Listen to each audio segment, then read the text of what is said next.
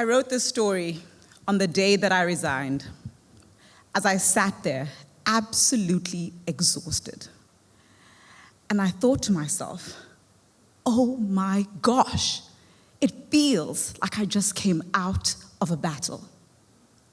And it wasn't just the fighting that exhausted me. It was the armor, and I could feel it all around me, weighing on my shoulders, all the things that I had put on me to protect me and to keep me safe. The helmets and the mask that I wore so that I was impenetrable. But I need to go back in the story. I need to tell you a little bit about Karimi. You see, I love rules. Tell me how to do things, explain to me how we get ahead, and I will do those things expertly. The teachers loved me. I did brilliantly at school. Yes, I was that kid. Woohoo! My people are out there. But Karimi, the rule follower, walked into the workplace. And suddenly, the rules were different. They made no sense. They were contradictory. So what did I do? I followed them all, right? Even the contradictory ones that made no sense. And it actually worked out really well as well. You see, from the outside, my life was perfect. I was married to my high school sweetheart, living in the suburbs. Shout out for the husband. And I had been promoted to my first CEO role at 31, had my perfect pigeon pair children. Perfect, right? Yes, thank you. That is exactly how it looked, except it was all an illusion. I was casting out this image of having it together, but on the inside, I was absolutely lost. You see, I had chopped and changed and shifted every single piece of me to fit this mold. I remember one of the rules was, do not show emotion as a woman, particularly as a leader. And I stood in the mirror and I practiced keeping my face absolutely still. So the comments would not affect me, and the questions about my capability would not make me react. But you see, I was taking some knocks, and there were bruises. I was so lost in this battle that I did not even know what I wanted. I remember when my daughter came 6 weeks early, I took 2 months of maternity leave and came right back to work, so I'd be the CEO who could have a baby and come back. One of my lowest moments, and I'll never forget this, was sitting in a meeting where I was the only woman, and this was often the case, and an inappropriate sexist joke was raised. And usually, I'd power through it, but this time I felt my mask begin to fall. And thank you, Zoom, I switched off the camera, and I pretended to go to the bathroom. And I sat there in shame as the joke went on. And after what I felt was an appropriate time to have been in the bathroom, switched on the camera again. Smile in place. They would never know. You see, this was my life. The pretending, the being okay, the making it okay for others, the completely losing myself so that I could become everything the world told me I needed to be successful. But you see, in those moments where I thought that I was winning the battle, I wasn't. And I had these moments of falling over, sitting down, feeling absolutely weighed down by all the expectations, but just getting really good at putting the armor back on and going back out there. As you can imagine, this couldn't go on forever, and the cracks began to show.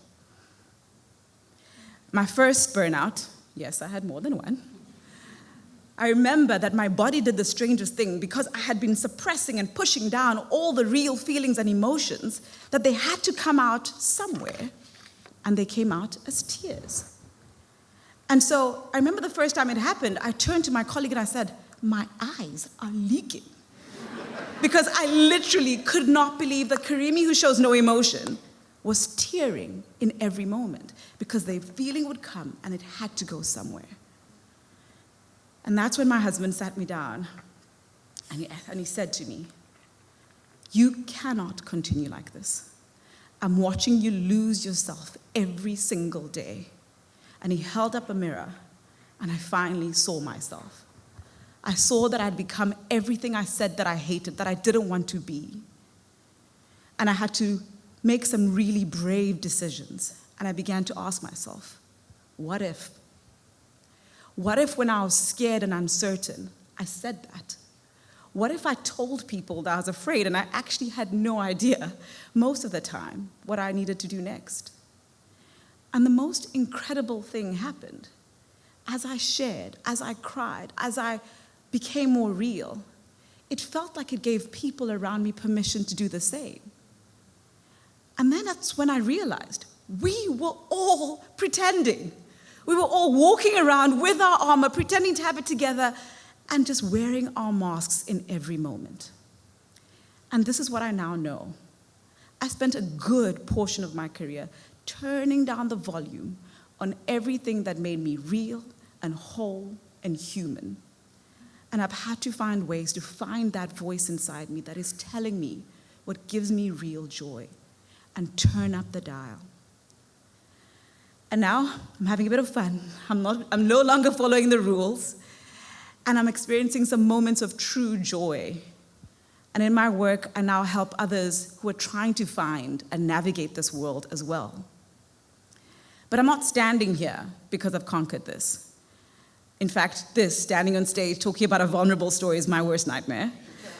But I'm standing here because I want my children to know that they don't have to turn down the volume on everything that makes them real, everything that makes them unique in order to belong.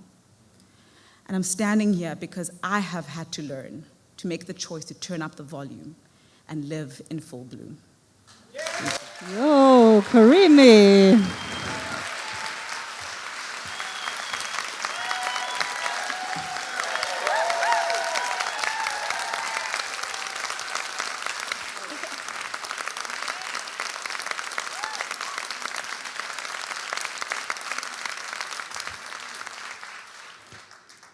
I want to tell you, not only was she really brave to share a deeply vulnerable story, but all the speakers have been practicing for around 6 weeks from the beginning of August.